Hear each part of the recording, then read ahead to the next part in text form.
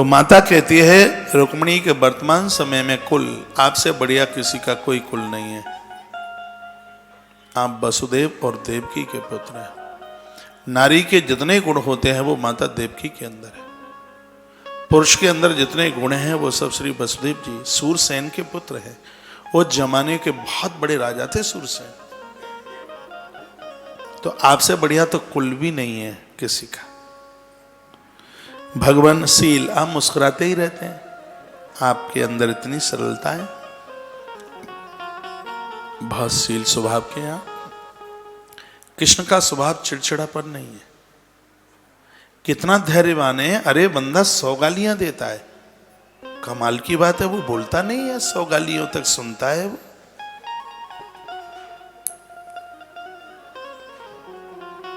धैर्यता की भी कोई सीमा होती है।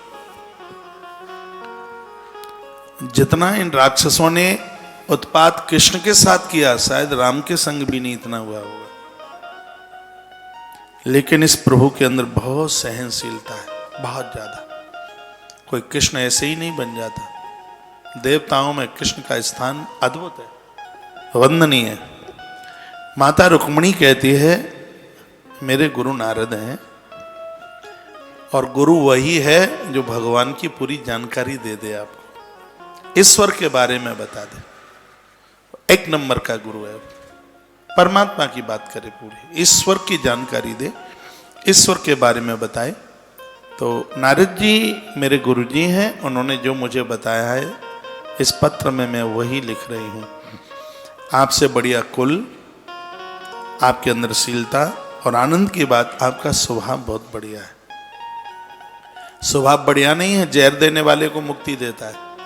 पूतना विषय ही तो देने को आई, और परमात्मा ने उसको वो स्थान दिया जो योगियों के लिए भी दुर्लभ है। और जब भाव से उसका जो स्मरण करते हैं उनको तो भगवान अपने आप को ही उठा के दे देता है। कृष्ण बहुत सरल स्वभाव वाले। कृष्ण के अंदर छल नहीं है, कृष्ण के अंदर कपट नहीं है बिल्कुल भी।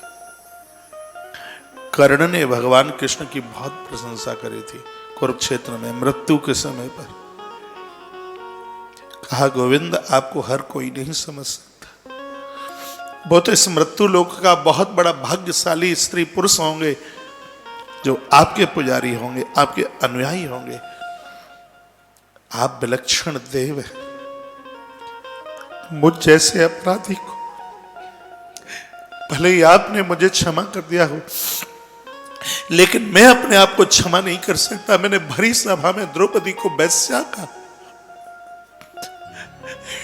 हे गोविंद, मुझ जैसे अपराधी को भी आप क्षमा करने के लिए, मेरे ऊपर कृपा करने के लिए आज मेरी आंखों के सामने आए। आज आपने यह बता दिया कि आपसे सरल नहीं कोई हो सकता। आप जैसा स्वभाव, इतना बढ़िया स्वभाव किसी का नहीं हो सकता। यह कर्ण के शब्द थे। मैं आप सभी को बहुत आग्रह पूर्वक निवेदन करूंगा, आप किसी भी देवी देवता के भक्त क्यों ना हो, अपने घर में कृष्ण के बिना मत रहिए। शनिवार को कृष्ण का विशेष अभिषेक कीजिए। शनि की कोई भी दशा परेशान नहीं करेगी, क्योंकि शनि भगवान श्री कृष्ण के परम भक्त हैं। श्री ब्रज में कोकला वन में भगवान कृष्ण का दर्शन करते हैं शनि महाराज। स्वयं शनिदेव ने कहा है कृष्ण मेरे भगवान है। जो कृष्ण का पुजारी होगा उसके ऊपर मेरी कभी भी किसी भी प्रकार की कोई दशा नहीं लगेगी।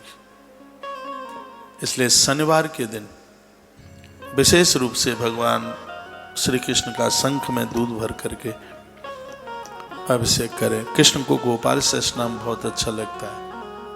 इसलिए अच्छा लगता है क्योंकि गोपाल शेष नाम के वक्ता स्वयं भगवान शंकर हैं, और उसकी श्रोता मां भगवती जगदम्बा है। और याद रखिएगा, जिनके घरों में गोपाल शेष नाम का पाठ होता है उनके घर में आने वाली बहुओं की कोख खाली नहीं रहती। जिस घर में गोपाल सहस्त्र नाम का पाठ होता है उधर में संतान खत्म नहीं होती। ये बात मैंने बहुत बार बताई है। बेटियों का कन्यादान करते हैं उस समय उनकी झोली में गोपाल जी को दीजिए, वो अपने पियर से गोपाल लेकर के जाए। कृष्ण लेके जाए। भले ही उसके मंदिर में ससुराल में 10 गोपाल है, एक 11वां और रख दे जा करके। उदाहरण के तौर पर जितने भी हों वो अपने पैर से कृष्ण लेकर के आवे। ये याद रखें इस बात के लिए। ऐसे बहुत हमें प्रमाण मिलते हैं। शंकर जी दिए थे जानकी माता के विवाह में, माता सुनैना ने शंकर दिए थे, शिव की पिंडी दी थी। सबके घर में कृष्ण हो, कृष्ण के बिना तो मंदिर ही अधूरा सा ही है बिल्कुल। कृष्ण बहुत सीधे हैं, बहुत अच्छे हैं, स्वभाव इनका बहुत अच्छा है, बहुत बढ़िया, हाल ही कृपा करते हैं, देर ही कहाँ लगती है इनको कृपा करने में। एक कथा थी, सुखिया मालिनी इतनी गरीब थी, वो इतनी गरीब, रोती है, कहते हम तो गरीब लोग हैं, हमें कौन पूछे। हमने सुना है कि नंद रानी के घर एक ऐसे बच्चे का जन्म हुआ है, देवता भी उसका दर्शन करने को आते हैं, लेकिन हम तो जाते हैं, लोग हमें धक्का दे देते हैं, हमें तो उसका दर्शन ही नहीं होता। एक दिन सांडल्य महात्मा मिल गए। मैं कहता हूं साधु थे होई ना कार्य हानि, संतों के साथ कभी भी किसी को कोई घाटा नहीं। साधु सामने से आ रहा था, सांडल्य, वो सुखिया मालिनी चरणों में गिर पड़ी, आंख में आंसू थे, ब्रज का महात्मा था। उसने पूछा, अरे फल बेचने वाली कई को रो रही है?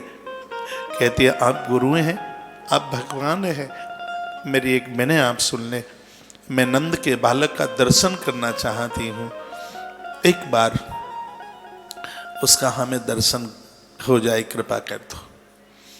तो गुरुदेव ने कहा भगवान मिल जाते हैं, बिल्कुल मिल जाते हैं, कर्म करो फल की इच्छा मत रखो।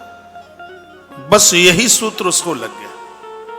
अब तो रोज जावे दरवाजे पर, सुखिया मालिनी कहे कि कोई फल ले लो, फल ले लो, फल ले लो, फल ले लो, और नंद भवन की परिक्रमा करे। वो गुरुजी ने मंत्र दे दिया है कि परिक्रमा करते हुए वो मिल जाएगा, पक्का मिल जाएगा।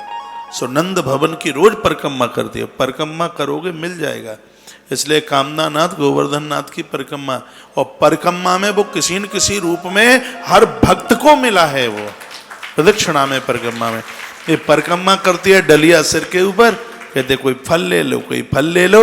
एक दिन भगवान अपने हाथ में धान लेकर के आई गए, धान तो नीचे सब गिर गए, एक दाना बचा, वो टकटकी लगा करके देखती रही, आंखें भर आई, कहने ओहो नंद के बालक तुम ही हो, पूरे फल प्रभु की झोली में उड़ेल दिए, गिर पड़ी चरणों में। भगवान ने एक दाना टोकरी में डाला, उसका टोकरा रत्नों के द्वारा भर गया है।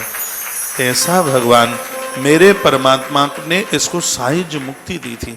ये बात सबको पता नहीं है। जैसे सूर का अंतिम संस्कार भगवान ने अपने हाथों से किया, कर्ण का अंतिम संस्कार भगवान ने अपने हाथों से किया, उसी प्रकार से जिसने अपने जीवन के फल गोविंद की झोली में डाल दिए, उस सुखिया मालिनी का भी अंतिम संस्कार भगवान ने अपने हाथों से। जिसका कोई नहीं होता उसके गोविंद है, उसके कृष्ण है। इनका पुजारी बन जाना, इनका भक्त बन जाना इनकी ही कृपा है। भगवान कृष्ण को स्वीकार